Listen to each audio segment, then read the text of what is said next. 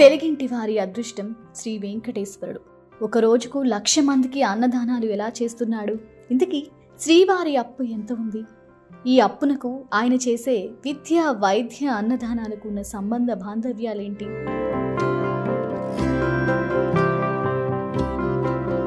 తిరుమల శ్రీ వెంకటేశ్వరుడి సన్నిధిలో నిత్య కళ్యాణం, పచ్చతోరణం మాత్రమే కాదు, నిత్యాన్నదానం కూడా అంతే గొప్పగా జరుగుతుంది. కేవలం వెంగమాంబలోనే కాకుండా క్యూ కాంప్లెక్స్లో, తిరుమల వీధుల్లోనూ ఏదో ఒక ఆహారాన్ని నిత్యం భక్తజనానికి పెడుతూనే ఉంటారు. అలా ఆయన రోజుకు 1,00,000 మంది వరకు అన్నదానం చేస్తుంటారని అంటారు.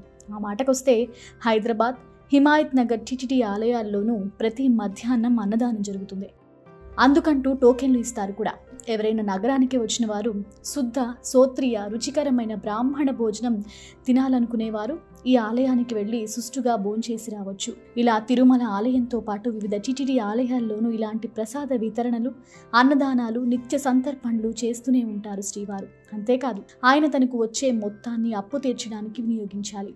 కానీ ఆయన కేవలం వడ్డీ మాత్రమే కడుతూ వడ్డీ కాసుల వాడన్న బిరుదును సైతం సొంతం చేసుకున్నారు. ఇంతకీ ఆయన వడ్డీలు మాత్రమే ఎందుకు కడతారంటే, తాను అప్పు తీర్చడానికి ఈ మొత్తం వెచ్చించడం వల్ల ఆ అప్పు తీరిపోతుంది. ఎప్పుడైతే అప్పు తీరిపోతుందో అప్పుడిక భక్తజనుల కష్టాలను తీర్చాల్సిన అవసరం ఉండదు. ఆ అవసరం అలాగే ఉండాలన్న ఆలోచన కొద్దీ శ్రీవారి అప్పును అలాగే ఉంచుకుని వడ్డీలు మాత్రమే చెల్లిస్తుంటారని.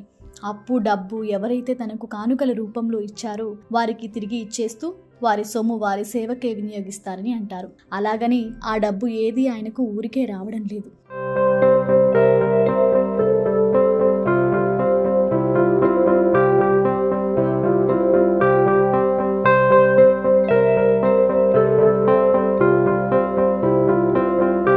ఉదయాన్నే 3:30 గంటలకు సుప్రభాత సేవ నుంచి మొదలు పెడితే ఏకాంత సేవ వరకు అహరాహం శ్రమిస్తూ భక్తజనుల కష్టాలను కడతీర్చుతూ వారిచ్చే కానుకలను న్యాయసమ్మతంగానే తీసుకుంటున్నారు. పైపెచ్చు ఆ సొమ్ము కూడా వారికే పెట్టేస్తున్నారు. ఇక్కడ గుర్తించాల్సిన మరో ముఖ్యమైన విషయం ఏంటంటే, ఈ సొమ్ము ఎవరు ఊరికే ఇవ్వరు. ఇతరులకు పట్టడంత అన్నం పెట్టమంటే పెట్టరు.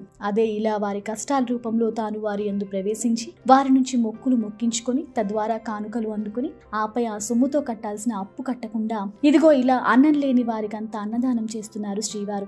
నిజానికి స్వామివారి అప్పు ఎంత అంటే అక్షరాల 1,14,00,000 బంగారు వరాహాలు. ఒక్కో వరాహం ఎంత మొత్తం ఉంటుందని చూస్తే ఎలాగైనా సరే 1 తులం బంగారం ఉంటుందనుకున్నారు కూడా. ఆ మొత్తం ఇప్పుడున్న లెక్కలతో పోల్చి చూస్తే ప్రస్తుతం 10 గ్రాముల బంగారం ధర అటు ఇటుగా 90,000 వరకు ఉంటుంది. 1,14,00,000 ఇంటూ 90,000 హెచ్చిస్తే ఈ మొత్తం విలువ అక్షరాల్లో చెప్పుకుంటే కోట్లు. శ్రీవారి దగ్గర ఉన్న నగ, నట్ర, ఇతరత్ర భూములు వగైరా కలుపుకుంటే సుమారు 3,00,000 కోట్ల రూపాయల మేర మాత్రమే తూగుతుంది. దీన్ని బట్టి చూసినా కూడా స్వామివారు తన అప్పులు ఎంత మాత్రం తీర్చలేదు.